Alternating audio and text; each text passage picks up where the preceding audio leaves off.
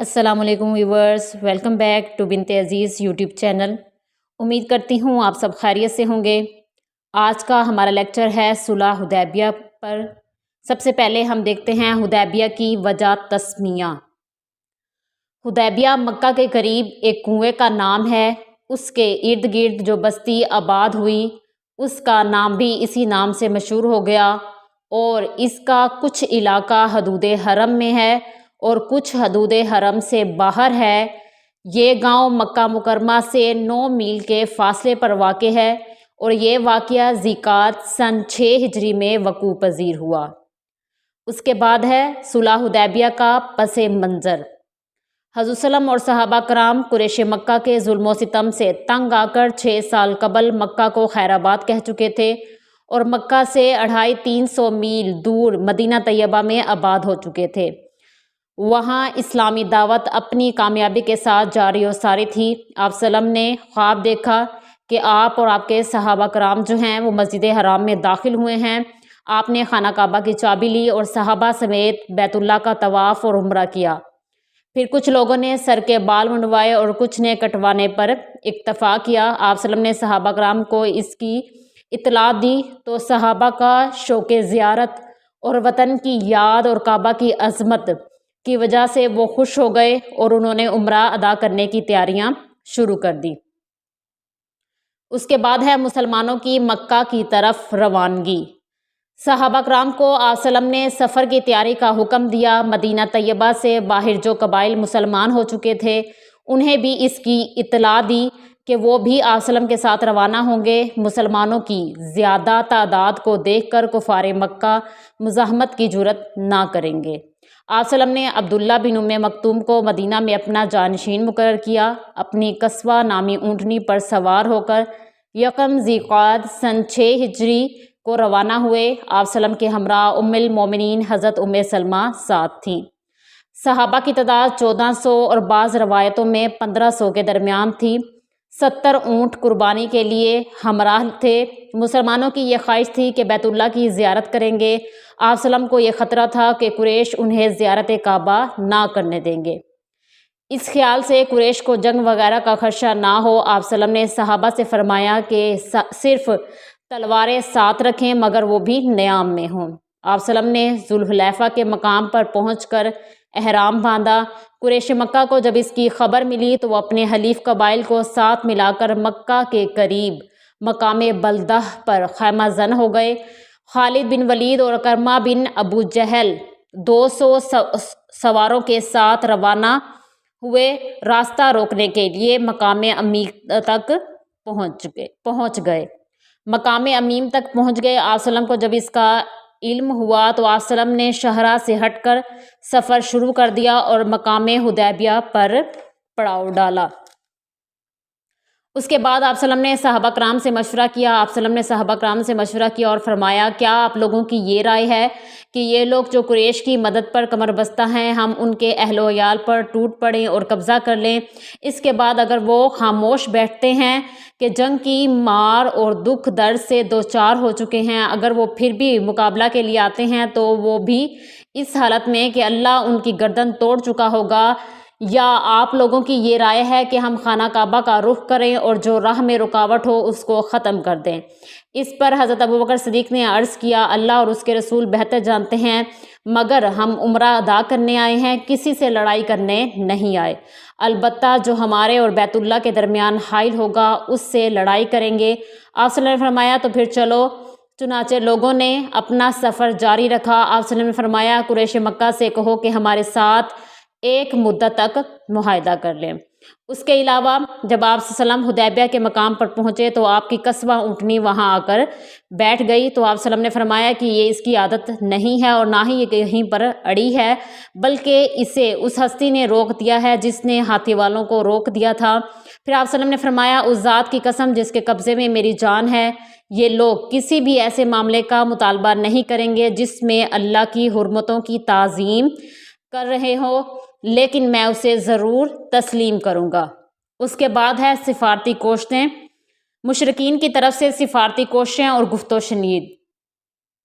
سب سے پہلے بدیل بن ورقہ مشرکین کی طرف سے آیا، جو کہ بنو خزاعہ کا قبیلہ زمانہ قدیم سے بنو ہاشم کا حلیف تھا، اس کے سردار بدیل بن ورقہ نے حضور صلی اللہ علیہ وسلم کو یہ اطلاع دی کہ قریش مکہ آپ کو مکہ میں داخل ہونے نہیں دیں گے۔ آپ صلی اللہ علیہ وسلم نے فرمایا کہ ان سے کہیں ہم عمرہ کرنے آئے ہیں، لڑائی کرنے نہیں آئے۔ پھر قریش کی طرف سے مکرز بن حفص کا خدمت رسول میں آنا۔ قریش مکہ نے مکرز بن حفص کو بدیل بن ورقہ کی گفتگو سننے کے بعد آپ صلی اللہ علیہ وسلم کی خدمت میں بھیجا۔ آپ صلی اللہ علیہ وسلم نے ان سے فرمایا یہ بدعہد آدمی ہے۔ چنانچہ جب اس نے آپ صلی اللہ علیہ وسلم کے پاس آ کر گفتگو کی تو آپ صلی اللہ علیہ وسلم نے اس سے وہی بات کی جو بدیل اور اس کے رفقا سے کہی تھی۔ اس نے بھی واپس جا کر قریش مکہ کو پوری بات باخبر کر دی۔ اس کے بعد ہے قریش مکہ کی طرف سے حلیس بن علقمہ کنانی کا آنا۔ حلیس بن علقمہ جو بنو کنانہ کا ایک آدمی تھا، اس نے کہا مجھے ان کے پاس جانے دو۔ لوگوں نے کہا جاؤ۔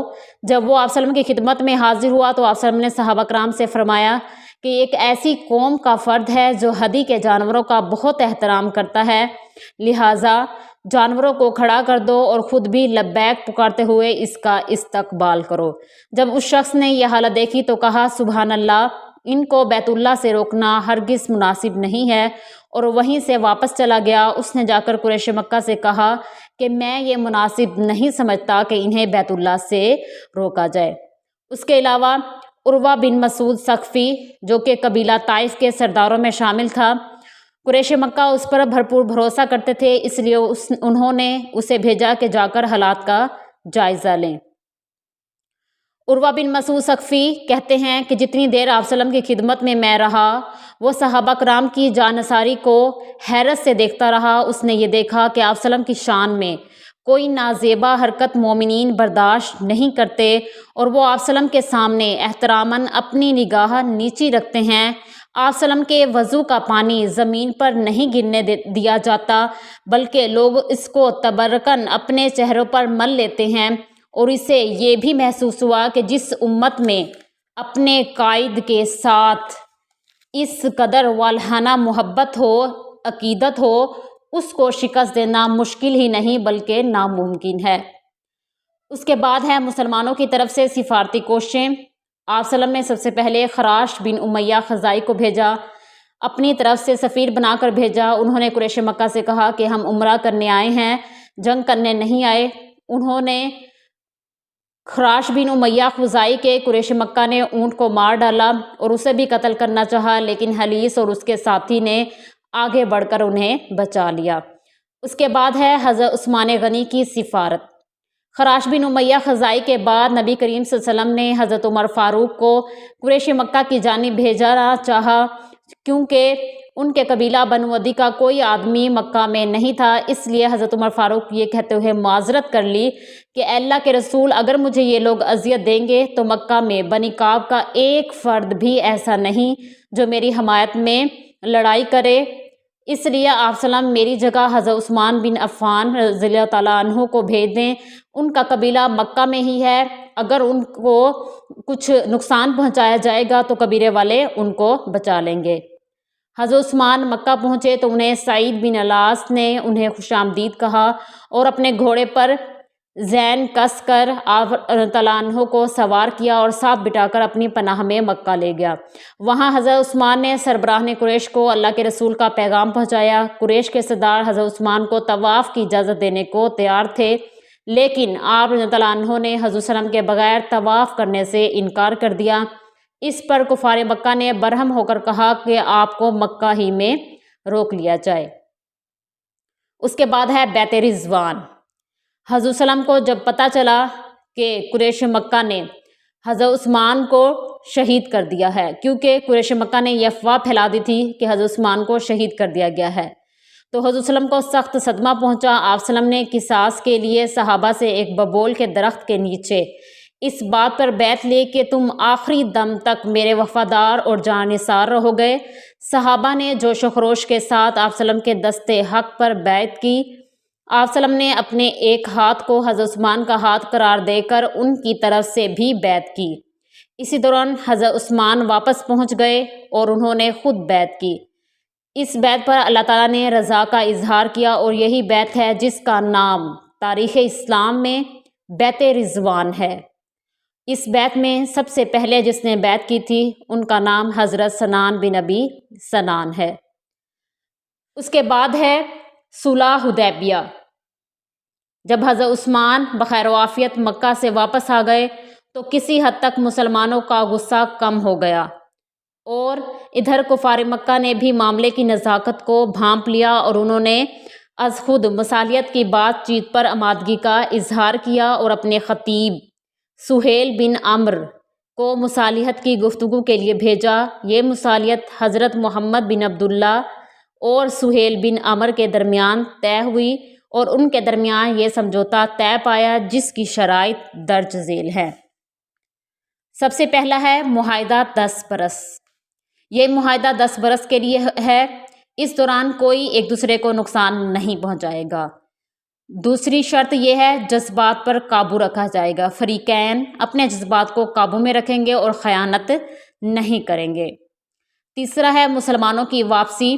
اگر کوئی مکہ سے کوئی مسلمان ہو جائے اور اپنے ولی کی اجازت کے بغیر محمد صلی اللہ علیہ وسلم کے پاس مدینہ چلا جائے تو اس کو واپس کر دیا جائے گا۔ اس کے برعکس اگر مدینہ سے کوئی مسلمان مکہ آ جائے تو اسے واپس نہیں کیا جائے گا۔ چوتھی شرط یہ ہے حلیف ہونے کی آزادی، جو چاہے محمد صلی اللہ علیہ وسلم کا حلیف ہو جائے، جو چاہے قریش کا حلیف ہو جائے۔ پانچویں شرط یہ ہے کہ آئندہ سال مدینہ واپسی۔ اس سال مسلمان حضرت محمد صلی اللہ علیہ وسلم کے ساتھ مدینہ واپس چلے جائیں گے اور آئندہ سال آئیں گے مگر ان کے پاس صرف تلوار ہو اور وہ بھی نیام میں۔ چھٹی شرط یہ ہے کہ حضرت صلی اللہ علیہ وسلم کی موجودگی، حضرت محمد صلی اللہ علیہ وسلم مکہ میں قریش کی موجودگی میں تشریف نہیں لائیں گے۔ ساتویں شرط قریش کا 3 دن کے لیے مکہ خالی کرنا۔ اگلے سال جب مسلمان آئیں گے قریش 3 دن کے لیے مکہ خالی کر دیں گے۔ محمد صلی اللہ علیہ وسلم ان ایام میں اپنے اصحاب کے ساتھ یہاں تشریف فرما ہوں گے۔ مسلمان اس معاہدے کی شرائط سے مطمئن نہیں تھے، خصوصاً حضرت عمر کا خیال تھا کہ ہم دب کر صلح کر رہے ہیں۔ آپ رضی اللہ عنہ نے حضرت ابوبکر صدیق کی خدمت میں حاضر ہوئے اور ان سے وہی باتیں کی جو انہوں نے حضرت صلی اللہ علیہ وسلم کی خدمت میں عرض کی تھی، تو اس پر حضرت ابوبکر صدیق نے انہیں جواب دیا کہ جو رسول اللہ نے انہیں دیا تھا، اور آخر میں اتنا اور اضافہ کیا کہ آپ صلی اللہ علیہ وسلم کی رکاب تھامے رہو یہاں تک کہ موت آ جائے، کیونکہ خدا کی قسم آپ صلی اللہ علیہ وسلم حق پر ہیں۔ اس کے بعد یہ آیت سورہ فتح کی نازل ہوئی، انا فتحنا لک فتحا مبینا۔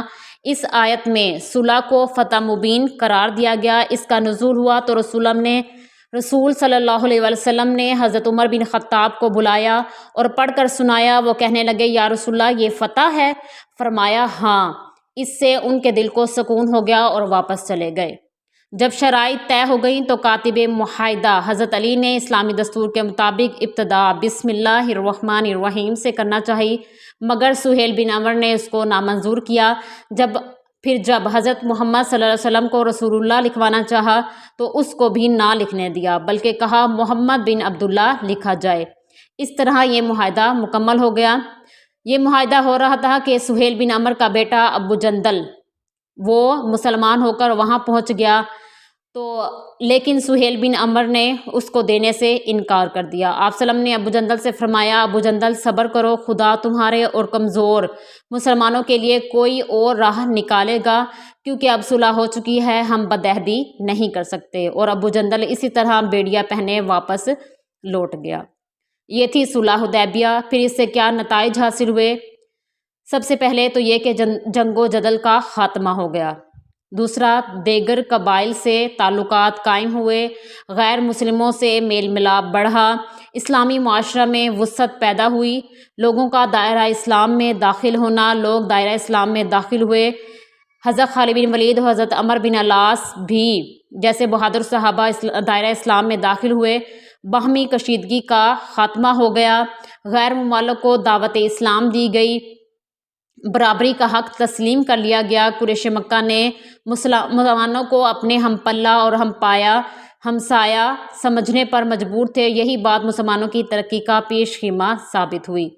فتح مکہ میں اہم کردار اس صلح حدیبیہ نے ادا کیا۔ یہودیوں پر مسلمانوں نے مکمل فتح حاصل کر لی۔